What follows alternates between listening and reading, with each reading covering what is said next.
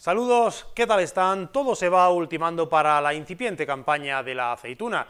Desde la subdelegación del Gobierno ya se ha anunciado el dispositivo de seguridad de la Guardia Civil con el que más de 1.100 agentes van a velar por la seguridad precisamente en esta campaña.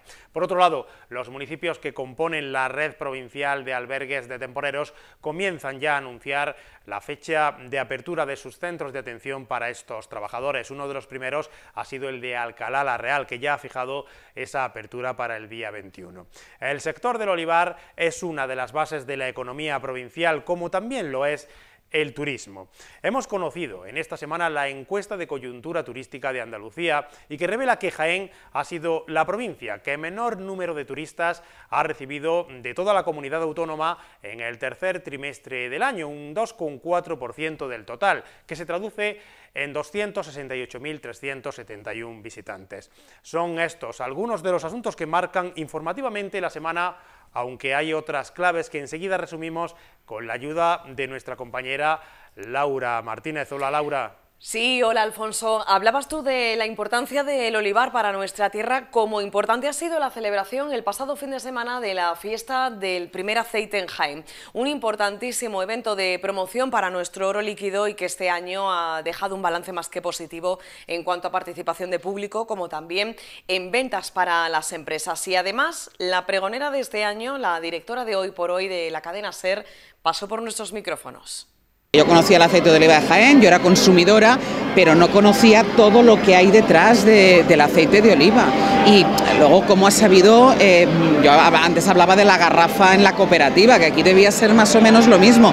Claro, ahora cuando ves todo esto, estas botellas, es cómo han sabido hacerlo, cómo han sabido ponerse al frente de todo, y ya no solo en la producción del aceite, en la propia investigación. Antes citaban mucho a la universidad, y yo creo que eso es muy importante.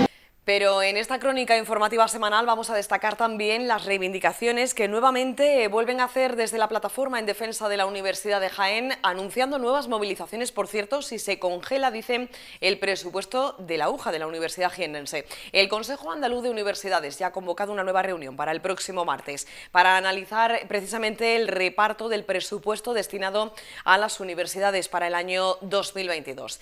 Y ha sido además semana de reconocimientos con la entrega de los premios Andalucía Comercio Interior, que entre otros han reconocido a la Asociación de Comercio y Empresas Alciser en Úbeda y en concreto al Centro Comercial Abierto que gestiona la entidad. También al Ayuntamiento de Jaén por su labor que realiza en la renovación y el desarrollo urbano en materia comercial.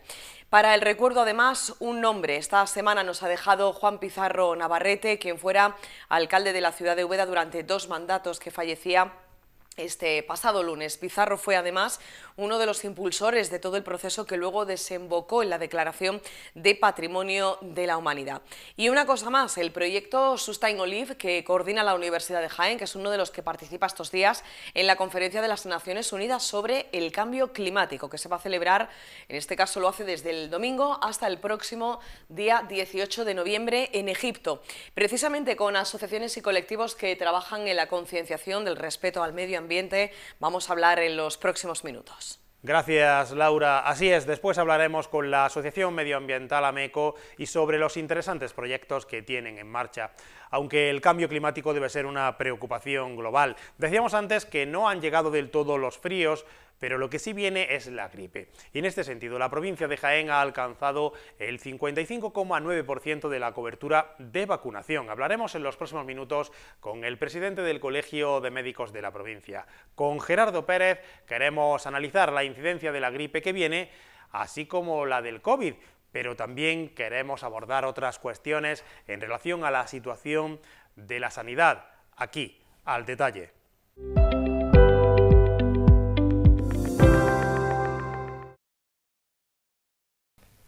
Gerardo Pérez, presidente del Colegio de Médicos de la provincia. Hola, muy buenas. Hola, ¿qué tal? Encantado de estar con todos ustedes, con todos vosotros aquí. Agradecerle su presencia aquí en los estudios de 10 Televisión de Al Detalle. Bueno, lo hemos llamado para, en principio, aclarar algunas de las cuestiones que más están preocupando ahora, aunque sea a nivel doméstico. La gripe, la vacunación, la campaña de la vacunación ya ha comenzado, pero siempre con ese halo de duda que tenemos de si es gripe, de si es COVID, porque todavía estamos en pandemia, ¿no? No lo podemos olvidar. Correcto, ese matiz es muy importante porque todavía no podemos relajarnos. Desde marzo de 2020 seguimos en estado de pandemia y seguimos con COVID. Es una variante nueva. El COVID, como saben todos ustedes, ha ido cambiando su fisonomía, ha ido cambiando su rostro, como cambian todos los virus. Es complicado hacer a veces un diagnóstico, incluso para los propios médicos, entre la sintomatología de la gripe o la sintomatología de una infección por COVID, pero para eso están los test.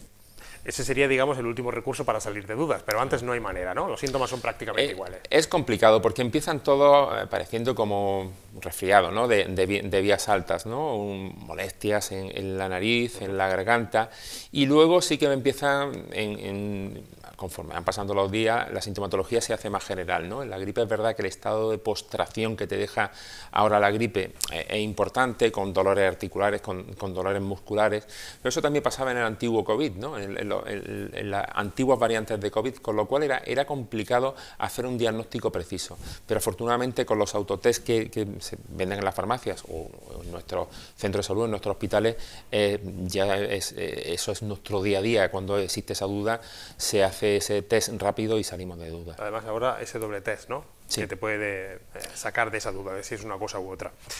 ¿Debemos relajarnos o todavía puede venir otra ola? Hombre, afortunadamente el tema de vacunación y con el paso de los meses, COVID ha ido, como he comentado antes, perdiendo músculo.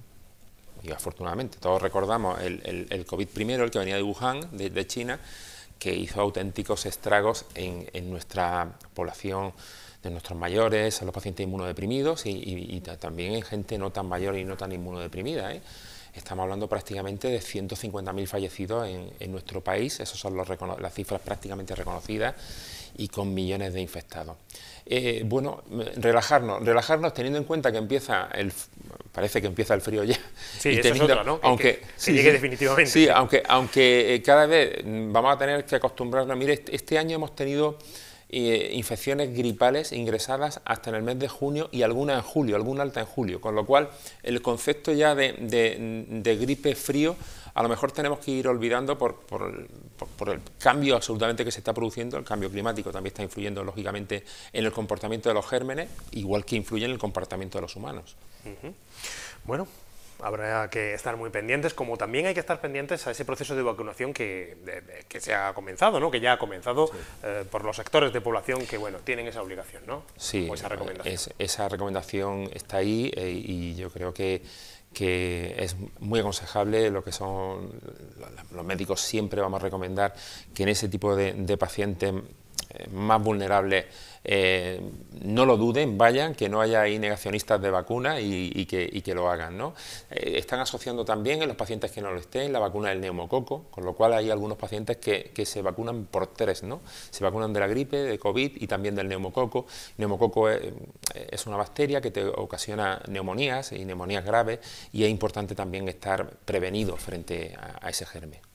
Presidente, estamos viendo en los últimos días, bueno, muchos planteamientos en función de la sanidad pública. ¿Cómo está la sanidad pública en las distintas autonomías? Si yo le preguntara cómo considera usted que está la sanidad, ¿qué me diría? Bueno, hay un amplio debate ahora y claro, yo quiero hacer una carga, entre comillas, profesional de ese debate y olvidarnos un poco de la carga de profundidad política que pueda tener ese debate en los medios de comunicación o entre los políticos.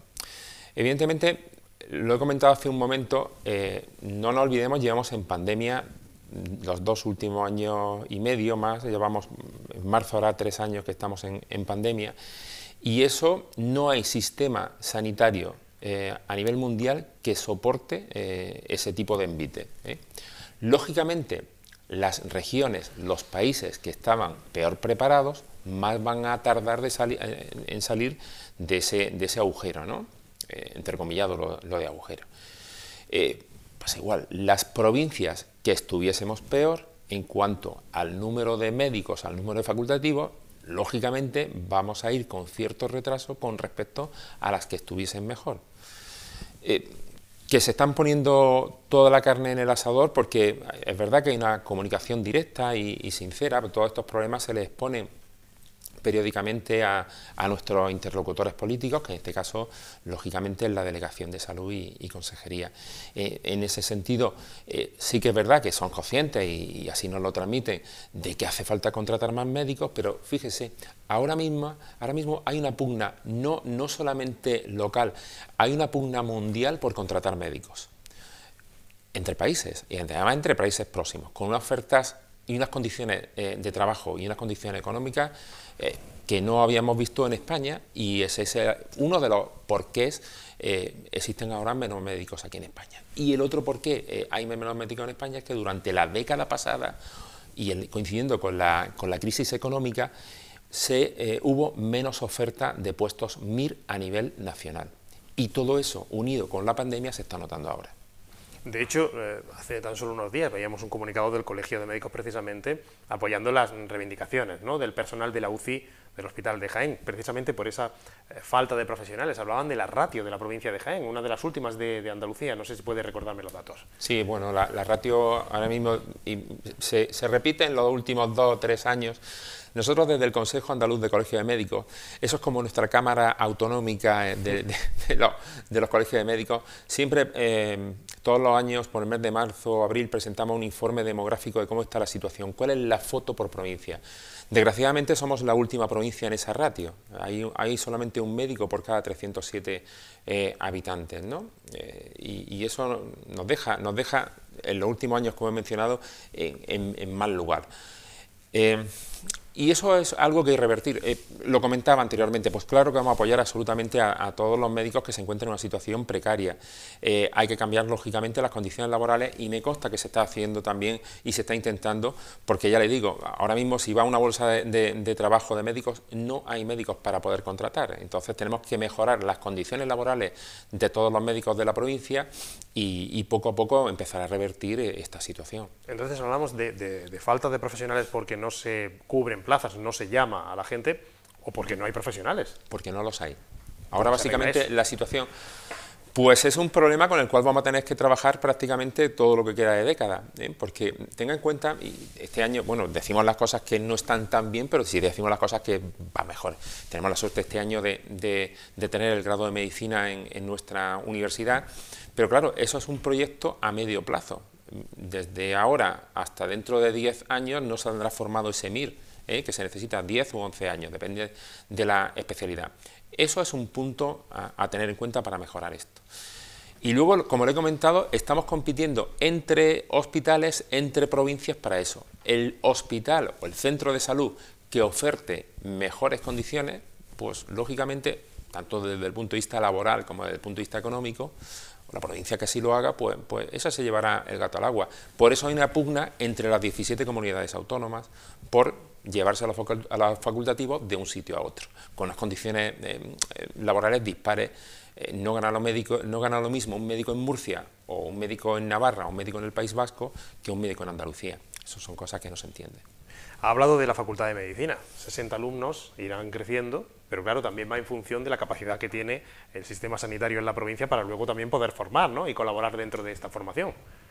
Sí, bueno, eso se ha tenido en cuenta, se contactó desde el principio con el Colegio de Médicos para poder desarrollar eso, y lo agradezco nuevamente públicamente a la Universidad de Jaén y a su rector y al equipo de gobierno ese detalle por contar con todos los profesionales, todos los colectivos. Y bueno, la ratio ideal inicial han sido 60, creo que al final han entrado 63 alumnos, y luego tendrán que ir a nuestro centro de salud y a nuestro hospital a hacer las prácticas, a nuestros hospitales, no solamente al Hospital Universitario de Jaén. Dicho lo cual, el siguiente paso es seguir apostando por el siguiente eslabón, el escalón a subir, es la nueva ciudad sanitaria de la provincia de Jaén. ¿Y qué opina de esto? Yo opino, porque estamos todavía en trámites. Yo opino, mire, opino lo mismo que opinábamos hace 20 años. Si usted, aquí la hemeroteca juega a favor del Colegio de Médicos, porque desde el principio hemos sido muy machacones, nos remontamos ya prácticamente a casi 20 años. Estuvimos en ese momento el presidente del colegio. En la primera, hay una piedra puesta ya en Allende 2008, si uno consulta la hemeroteca, y hay que seguir. Este año ya el tema de los terrenos ya se ha liberado y ya se han puesto de acuerdo a nivel de instancia política, tanto Junta como Ayuntamiento como Diputación, y bueno, este año se empieza a construir una parte de esa ciudad sanitaria que esperemos. Lo fundamental, y cuando siempre que nos reunimos con consejería decimos igual, los plazos, tenemos que acortar los plazos, ¿no? y que no se nos eche el tiempo encima. Necesitamos esa ciudad sanitaria, no solamente Jaén Capital, lógicamente, sería el referente provincial para... Eso es lo que le quería preguntar. Llevamos años escuchando ciudad sanitaria, el proyecto de la ciudad sanitaria. Quizá el concepto no nos queda claro. Cuando hablamos de ciudad sanitaria hablamos de una infraestructura de ámbito provincial, pero ¿qué supondría realmente para la provincia, para la sanidad de la provincia una vez que estuviera? Pues mire, sería tener en nuestra provincia servicios médicos punteros a todos los niveles, con un espacio y con una dotación tecnológica acorde al siglo XXI y una dotación humana también acorde a ese tipo de infraestructura. Estamos trabajando ahora mismo en un edificio que ya su recorrido vital ya lo ha amortizado y lo ha agotado por completo, y de ahí la necesidad. Se han hecho ciudades sanitarias en otras capitales de provincia, hay planeada también para esta misma década la tercera ciudad sanitaria para la ciudad de Málaga, con lo cual, ya le digo, si queremos mantenernos...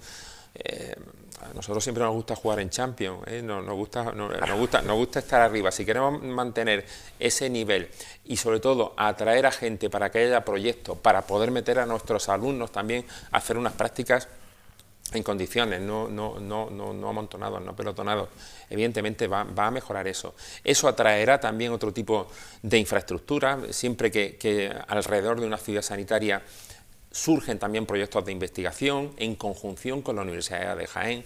Yo digo que es un escenario fantástico y se abren una serie de oportunidades que no debemos dejar escapar. Vemos claramente el compromiso que tiene el Colegio de Médicos con su territorio, con la provincia. ¿En qué está ahora trabajando? ¿Cuáles son los retos del colegio ya como institución? Mire, ahora mismo estamos en plena, también nosotros, renove dentro de nuestro colegio, en el sentido que tenemos unas instalaciones también ya de unos 30 años, y esto tiene que ir todo acorde, porque si queremos luego seguir un punto básico en el médico es la formación médico continuada. Pues necesitamos unas instalaciones que nos permita que el médico de Úbeda o el médico que esté en la sierra no tengan que ir al colegio a formarse, que podamos retransmitir, o que el médico de Úbeda pueda dar una ponencia desde Úbeda al resto de los compañeros. Eso lo queremos hacer posible durante este año. Ya estamos en fase también nosotros previa a presentarlo a toda la colegiación, y ese es el primer reto, que es la modernización y la digitalización de nuestro colegio, porque el formato presencial, como ya me dirá, que somos 2.600 colegiados repartidos por toda la provincia, es complicado. Y una queja que teníamos, y había que oír con lógica a los colegiados que viven en otras zonas de nuestra provincia, pues era, mira, a mí me interesa ese curso, pero no puedo desplazarme a Jaén. Es llevarle el curso directamente a casa. Donde tenga una tablet o un teléfono móvil, lo va a poder seguir. Eso por un lado. Y luego, hombre, por seguir defendiendo la profesión, ¿no? Tema tenemos ahora evitar casos de intrusismo. Nosotros somos los garantes delante de la población de que el médico que esté pasando consulta sea médico, y también somos garantes de que otras profesionales no hagan de médico. Entonces, en ese sentido, son nuestros compromisos y nuestra apuesta fuerte para este año que comienza pronto. Es verdad que a veces los medios de comunicación nos fijamos un poco en los asuntos quizá más polémicos, ¿no? en todos los ámbitos. Pero si yo le preguntara de qué se siente especialmente orgulloso en la sanidad en la provincia de Jaén, porque es verdad que también contamos muy buenas noticias de donaciones, de investigaciones, de los hospitales de Úbeda, de Linares, de Jaén. ¿Qué me diría usted? Bueno, pues ¿somos punteros en qué? ¿En qué somos? Son dos cosas distintas. Yo me siento orgulloso de toda la profesión médica de Jaén porque la respuesta que ha dado, fíjese que somos pocos, en relación, se lo he dicho, somos la última provincia en número de médicos por habitante, pero la respuesta que ha tenido la profesión médica ha sido excepcional, ha sido excelente. Así que yo sí que es verdad que hago una llamada para que ahora sigan apoyando, igual que nos apoyaron hasta el 28 de abril, que fue el día que dejaron de cesar los aplausos, porque fue el día que nos dejaron salir a la calle, de 2020 creo recordar. Sí que es verdad que ahora deben tener paciencia, o debemos tener paciencia con nuestros médicos. Nuestros médicos están en los centros de salud trabajando en los distintos formatos que tenemos posible. Tendremos que acostumbrarnos a también hacer teleconsultas. La teleconsulta no solamente la consulta telefónica, implicará también dotar de que a través de una tablet y un teléfono inteligente poder ver al paciente, ¿no? y dar una serie de consignas también. Es decir, están cambiando los tiempos y son otras formas de hacer medicina. Es verdad que estamos muy acostumbrados a ir presencialmente al médico, pero yo creo que debemos de hacer esa educación, esa pedagogía con toda la población.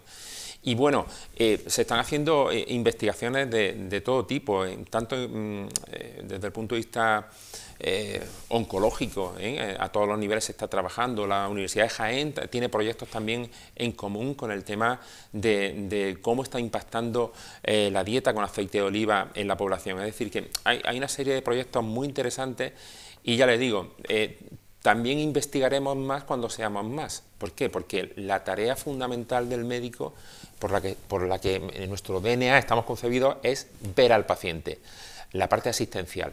Pero también queremos dedicar una parte de ese tiempo a investigar y a la docencia, como hemos mencionado antes con la universidad. Con lo cual, el reto es importante, pero también necesitamos ayuda, que venga un poco más de compañeros, ¿no? Acaban precisamente de inaugurar el curso, vamos a decir el curso académico, por así decirlo, el curso en el Colegio de Médicos. ¿Qué queda por delante en todo este año, presidente? Bueno, pues vamos a subir varios escalones que entendemos que se podrían hacer este año.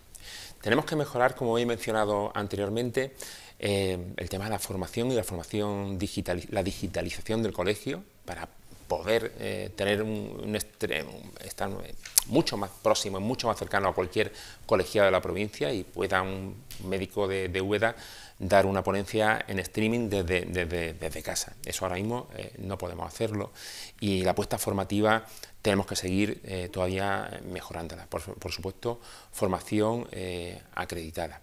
Tenemos que seguir insistiendo en la dignificación del médico y que su trabajo se haga en una situación de unas condiciones laborales y económicas dignas. Que por fin que fuimos nombrados zona de difícil cobertura, eso se traduzca en mayor puntuación y, por qué no, trabajar con las instituciones para que además eso pueda tener un reconocimiento económico y eso sea algo palpable para que vengan más médicos a trabajar a nuestra provincia. Y, cómo no, el compromiso con los pacientes. Tenemos que trabajar el tema de las asociaciones de pacientes. El tipo de medicina que ya se hace es centrado por y para el paciente, oyendo su opinión y queremos seguir acercando en esas nuevas instalaciones que nuestros pacientes y nuestras asociaciones de pacientes puedan hacer uso de ellas cuando las tengamos ya disponibles. Así que yo centraría esas tres peticiones, esa carta de los Reyes Magos, en esas tres cosas para el año 23. Pues Gerardo Pérez, presidente del Colegio de Médicos de Jaén, muchísimas gracias por habernos acompañado aquí en Al Detalle. Creo que hemos intentado contar, al menos desde su punto de vista, al detalle, cómo funciona, qué le preocupa a los médicos de la provincia de Jaén y cómo trabaja el Colegio de Médicos. Gracias. Pues muchísimas gracias a ustedes por habernos dado la oportunidad de estar con todos ustedes.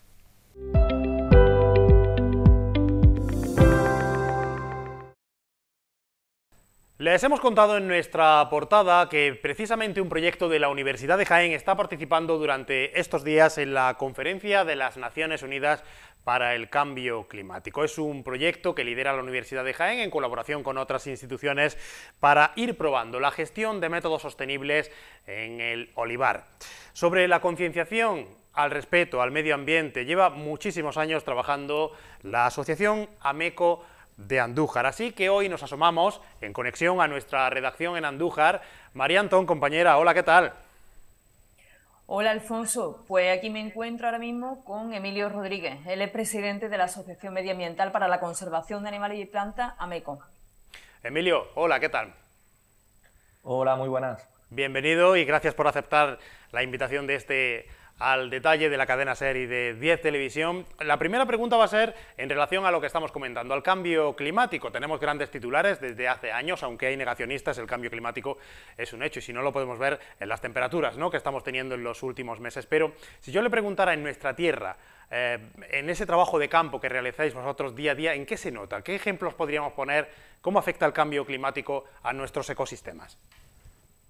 Bueno, pues en primer lugar está afectando a la vegetación, a la flora en general, y bueno, hemos percibido que se está viendo, por ejemplo, encinar cada vez que está más afectado por la sequía, por ejemplo, que es otro factor importante del cambio climático, y hemos visto encinares que se están empezando a secar, luego otras especies que son muy frugales, es decir, que son muy duras respecto a las temperaturas altas y a todos los meses de que no caiga ninguna gota, ¿no? Como es nuestro típico clima mediterráneo, pues también estamos viéndolos como esa especie de flora están también afectándose y empezando a secarse o un ralentimiento en el crecimiento. Y luego, por otro lado, las especies de fauna que están asociadas a esas especies también vegetativas, ¿no? Entonces, se está afectando, se está viendo cómo va afectando con el tiempo este fenómeno que es el cambio climático. Yo me gustaría saber en qué proyecto está trabajando ahora mismo la asociación, porque prácticamente siempre durante todo el año estáis activos. Bueno, pues en primer lugar estamos todavía, y eso es un proyecto que continuamos con bastante incidencia, la educación ambiental en los centros de educación, también las mesas informativas y las charlas informativas a la población en general, con el objetivo de concienciar y sensibilizar a la ciudadanía. Y luego ya también estamos investigando con otro tipo de proyectos como por ejemplo los censos de fauna, también inventarios de flora, que es lo que estábamos comentando respecto al cambio climático, ahí es donde nos damos cuenta que hay esa merma, ¿no?, de esas especies o de algunas especies concretas que son bioindicadores del terreno. Y luego una tercera línea de trabajo muy importante que es un poco la intervención ya directamente por batida de limpieza, proyectos de repoblación o de semillas, o por ejemplo, pues ya la colocación de nidales para aves o para murciélagos, que también son muy olvidados. Es, desde luego, fundamental la labor que hacen las asociaciones para que todos estemos concienciados en el respeto al medio ambiente, pero ¿realmente llega ese mensaje a la sociedad, Emilio? ¿Estamos ya en esa línea o no? ¿Todavía queda trabajo? Bueno, siempre queda trabajo por andar, evidentemente, pero es cierto que cada vez hay más ciudadanos más concienciados, por ejemplo, más escolares más concienciados. Nos damos cuenta, por ejemplo, en algunos coles, en los recreos, donde después de haber realizado algunas charlas o alguna actividad con los chavales, pues directamente se nota que hay menos basura o menos residuos en el patio. Y sí, poquito a poquito se va avanzando. Es un camino muy lento, muy lento y todavía muy arduo, ¿no?, en el sentido de que todavía tenemos mucho trabajo porque evidentemente queda toda la sociedad y sobre todo los adultos, que algunos son más escépticos, otros son, por fin, más reacios un poco a decir, bueno, tiene que generar empleo y esa no es la excusa para por ejemplo, contaminar o tirar basura, ¿no? Poco a poco. Y luego, bueno, hay una minoría que son los escépticos, en este caso, de la creencia del cambio climático o de que este tipo de actuaciones o labores pues no sirven para nada, ¿no? Pero afortunadamente es una minoría. Precisamente un poco al hilo de contaminar, de lo que comentaba, nos hicimos eco de la denuncia que hicisteis por los peces muertos que aparecieron en el río. ¿Qué se sabe de eso? Bueno, la Confederación y la Junta de Andalucía siguen investigando el vertido, es decir, tenemos constancia de que hubo varias muestras, tanto de agua como en este caso, de peces ya muertos, que han ido a un laboratorio, en este caso el laboratorio que tiene la Junta de Andalucía en Málaga, donde están haciéndole un estudio, un examen a esas muestras, con el objetivo de identificar qué vertido hubo en el río en esas fechas. Vamos a hablar de proyectos ya concretos. Como novedad tienen una campaña de bombas de semillas para reforestación. ¿En qué consiste esto de las bombas de semillas? Bueno, es una campaña muy sencillita en el sentido de que bueno, usamos arcilla mezclada con arena y luego pues entre la arcilla y la arena haremos una pelota donde ya introduciremos varias semillas, en este caso de especies autóctonas, pues tanto especies arbustivas como arbóreas, ¿no? Es decir, pues por ejemplo cantueso, romero, lentisco, a especies ya de porte más alto, de árboles, hablando de árboles, pues madroño, algún pino piñonero también intentaremos introducir, en fin, especies ya con un porte que sean considerables como para albergar, en fin, más fauna, ¿no? Una fauna específica, concreta. Y una vez realizado el taller con esas bombas de semillas, pues bueno, iríamos al campo con un cole o con los participantes y lanzaríamos esas semillas en el terreno donde queremos reforestar o resembrar, ¿no? Con esa especie autóctona. Esto es un método muy curioso porque, claro, la arcilla cuando llueve se va a empezar a deshacer una vez que esté mezclada con la arena, y ahí es donde la semilla va a esperar dentro de su letargo la germinación para bueno, el momento idóneo para germinar, y evidentemente las plantas que surgen de semilla en el campo son mucho más viables que una planta que ha sido trasplantada, ¿no? Que ha sido plantada o reforestada. Hay que regarla los primeros años, hay que mimarla un poquito más. Decía cómo se va a llevar a cabo, pero ¿por dónde se va a llevar a cabo? ¿Por dónde lo vais a distribuir? ¿O dónde tenéis pensado? Bueno, tenemos como 4 ubicaciones, de las cuales pues, vamos a estudiar primero, dentro de esas 4 ubicaciones, primero la autorización de la Administración, y segundo, que la Administración considere que pues, dentro de los 4 puntos seleccionados, pues cuál considere que es más idóneo o por necesidades del terreno, ¿no?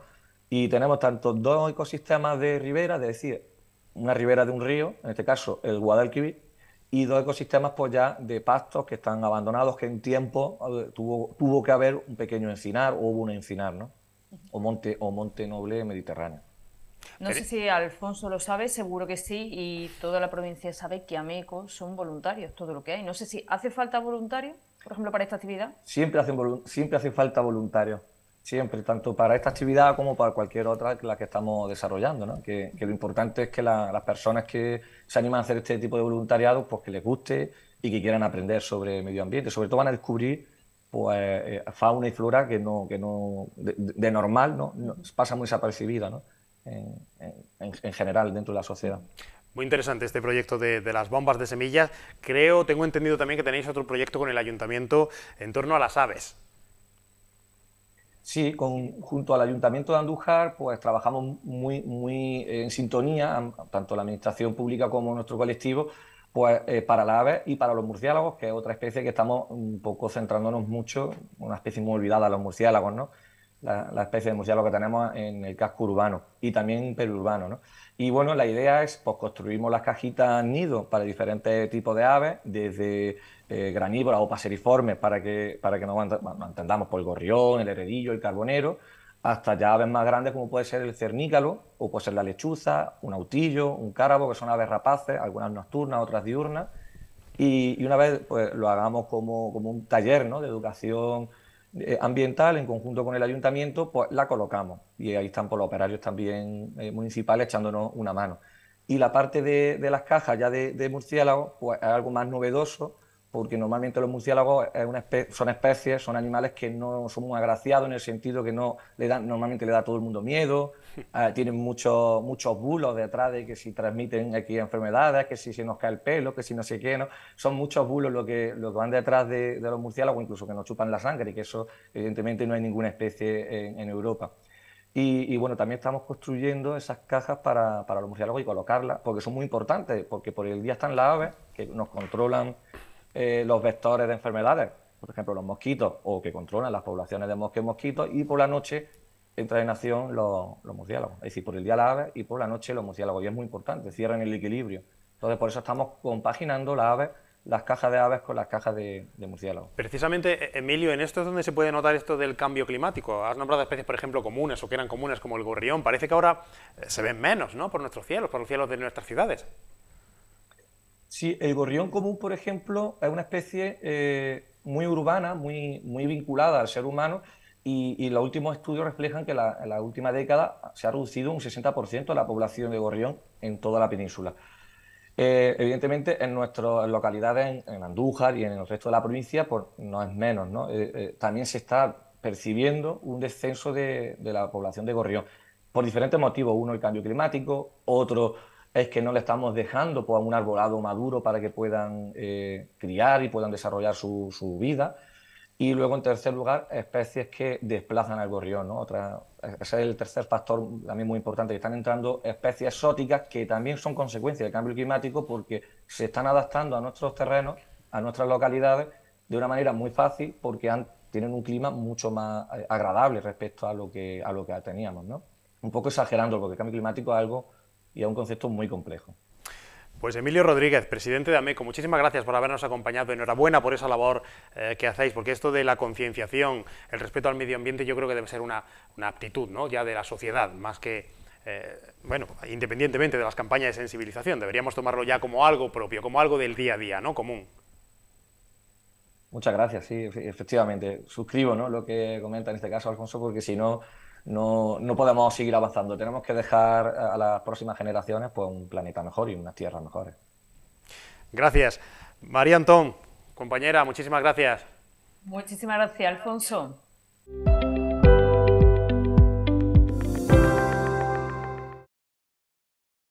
Ya han comenzado los trabajos de restauración de las vidrieras de la Catedral de Jaén, con una inversión de casi 1 millón de euros que aporta la Junta de Andalucía a través de una subvención. Comienza este importante proceso para recuperar esta auténtica joya patrimonial de la provincia de Jaén, de la Catedral de Jaén.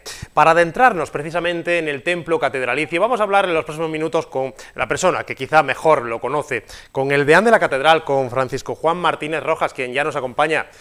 Francisco Juan Martínez Rojas, deán, hola, muy buenas. Muy buenas. Bueno, agradecerle en principio su atención para con nosotros, porque además se encuentra usted en Roma, ya ha buscado un hueco de su agenda. Aquí estamos en Roma, sí. Bueno, pero vamos, gracias a la tecnología podemos, a pesar de la distancia, estar comunicados. Efectivamente. Vamos a conocer en primer lugar, si le parece, la importancia que tienen estas vidrieras. ¿Cuál es su historia? Bueno, la historia de las vidrieras, podríamos decir que es una historia doble. Las vidrieras originales son las vidrieras transparentes.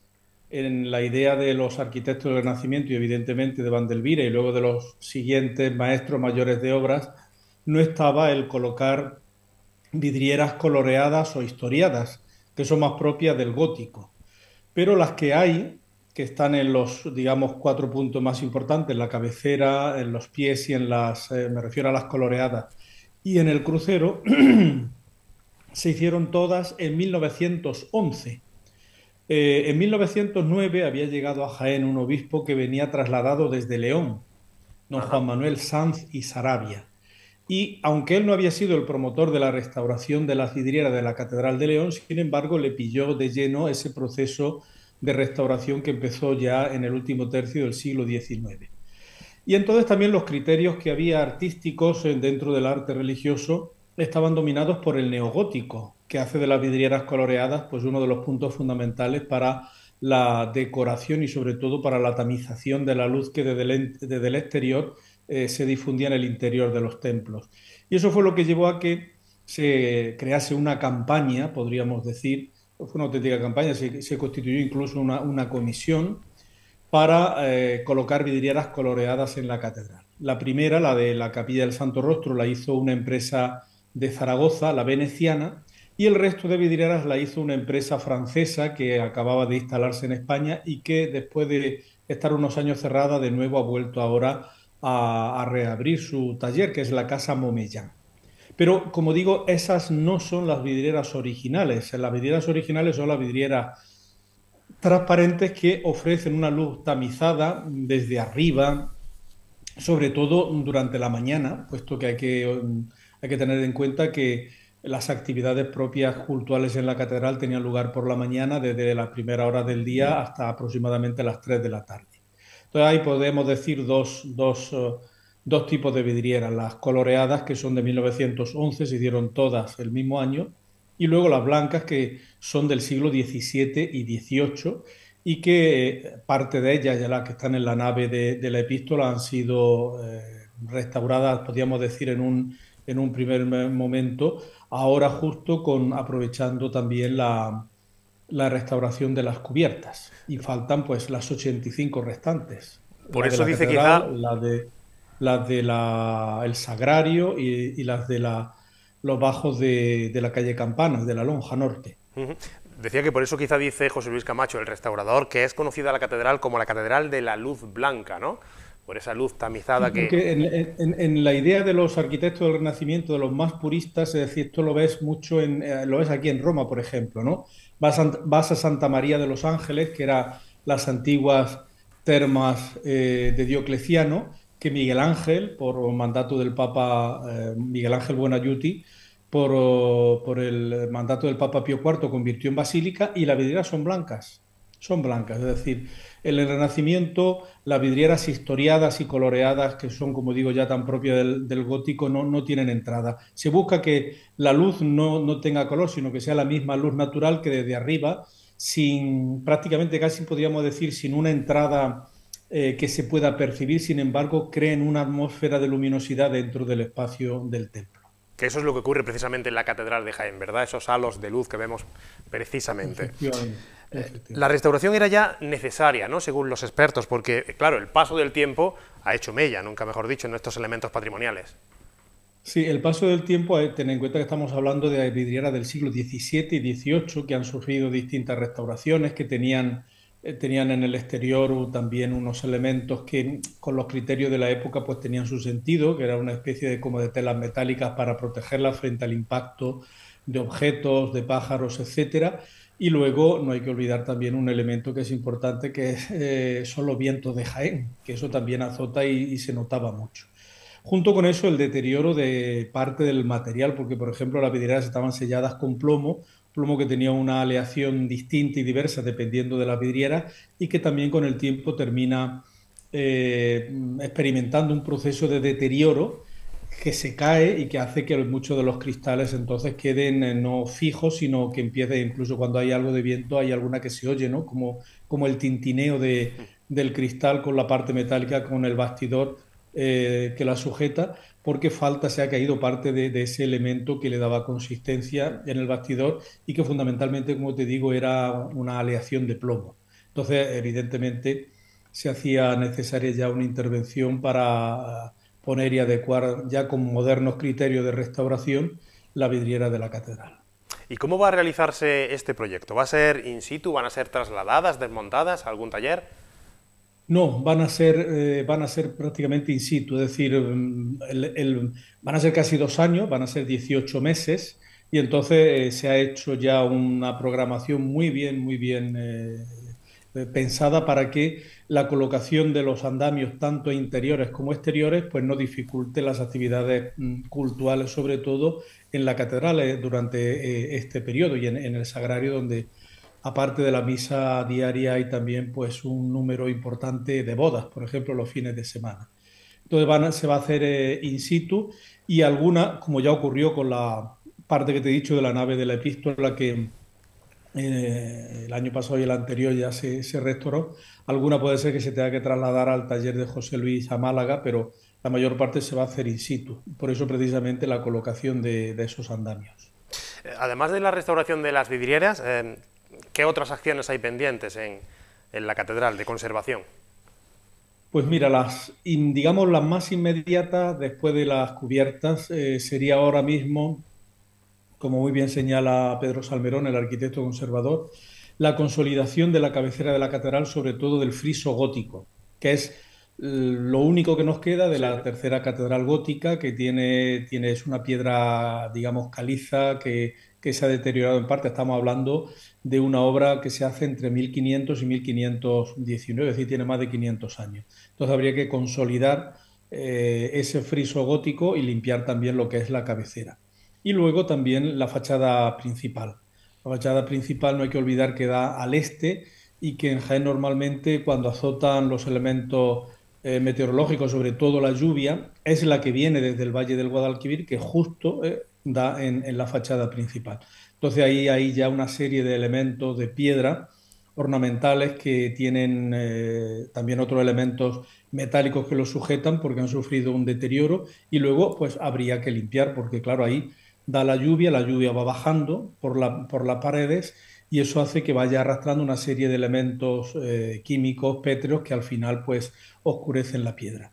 y habría que fijar los elementos que están peor y luego una limpieza bastante general. Eso sería, podríamos decir, lo más inmediato después de las vidrieras. En este caso que nos está contando, el de la fachada principal, hablamos de un proyecto de envergadura, ¿no? Porque estamos hablando de todo lo que son los relieves, las esculturas. De muchos metros cuadrados, y además de relieves que no hay que olvidar que no son relieves cualquiera, que son relieves de Pedro Roldán y de su taller. Es decir, que estamos hablando del mejor escultor de la segunda mitad del 17 o por no ser excesivamente, digamos, así contundente, o de uno de los mejores escultores de la segunda mitad del siglo XVII en España. Entonces, ahora, por claro, tanto, toca buscar, entiendo, financiación para el proyecto, o cuando se plantee. Hay que buscar financiación, sí. Tenemos que buscar financiación y ver las posibilidades que pueda haber, incluso por fases, porque tenemos un poco la idea hoy en día de eso de lo queremos todo y lo queremos ya. Entonces nos gusta hacerlo todo como se dice popularmente, de una tacada. Cuando, por ejemplo, en el Renacimiento y en el Barroco también, un arquitecto empezaba una obra y sabía que él no la iba a terminar, porque era una obra que se iba a prolongar en el tiempo.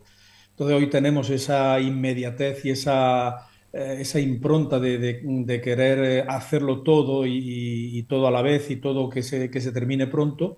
Y claro, lo mismo también hay que pensar en fases, como ha ocurrido con las cubiertas. Las cubiertas no se han hecho todas de una vez, ¿no? Se empezó en el 2003, se hicieron las cubiertas exteriores, parte de las cubiertas exteriores, luego en el 2006 se hicieron 2 pabellones, y luego, posteriormente, en el 2017 se hizo el pabellón de la fachada, y el resto se han hecho ahora en esta última inversión, pero no se han hecho todas a la vez, ¿no?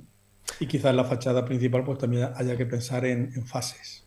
Una intervención que queda pendiente, aunque entiendo también que uno de los anhelos fundamentales es esa declaración de Patrimonio de la Humanidad de la Catedral de Jaén. ¿Cómo va el proceso? ¿Cómo van los trámites? Bueno, pues los trámites, tuvimos 2 reuniones de la comisión, y sobre todo lo importante es que sí hay una idea muy común, según la cual pues hay que tener paciencia, ¿eh? Es decir, lo que no podemos es tener una idea de que se tiene que hacer todo rápidamente, de que no podemos ponernos fechas. Entonces, evidentemente, lo que sí se está intentando es dar respuesta pues a aquellas objeciones que el informe de ICOMOS presentaron y que fueron las que indujeron a la retirada del segundo proyecto, del segundo expediente, ¿no? Y se ha hecho, bueno, la adecuación del sistema de detección de incendios ya está porque ya todas las cubiertas tienen detector de incendios. También desde el punto de vista de esa crítica a que no se demostraba documentalmente el influjo de la planta de la catedral en América, también gracias sobre todo a los trabajos que se están haciendo en la universidad, los 2 simposios que ha habido sobre la catedral de Jaén y una tesis doctoral que está a punto de terminarse, se está demostrando que no es cierto. La exposición que inauguramos el sábado pasado, precisamente, Vandelvira, después de Vandelvira, intenta demostrar que a la muerte del arquitecto en 1575, los sucesivos maestros mayores de obra mantienen una fidelidad bastante general al diseño primero de Vandelvira. Por lo tanto, esa objeción de que Vandelvira había hecho la zona sureste, pero después ya los demás no habían seguido para nada las indicaciones de Vandelvira, pues también queremos demostrar que no es cierta. Y falta la adecuación del espacio perimetral de 200 metros, que es lo que establece la UNESCO para declarar un monumento patrimonio mundial, en la que ahora mismo, pues, por ejemplo, el ayuntamiento ha iniciado una serie de intervenciones en distintas calles y ahora mismo justo se está renovando 2, que es la calle Maestra, la que está en el lateral norte de la catedral, y luego la calle Obispo González, que es la que está justo enfrente de la fachada principal. Yo espero que cuando ya, pues, digamos, esas objeciones, sobre todo a lo que es el entorno, pues, al menos en sus realidades que estamos más en contradicción con lo que requiere la UNESCO, ya se pueda, pues, iniciar lo que sería propiamente la redacción del expediente. Pues esperemos que sea cuanto antes. Francisco Juan Martínez Rojas, deán de la Catedral de Jaén, muchísimas gracias. Pues gracias a vosotros, y sabéis que me tenéis a vuestra disposición, aunque sea en Roma, para lo que queráis. Gracias.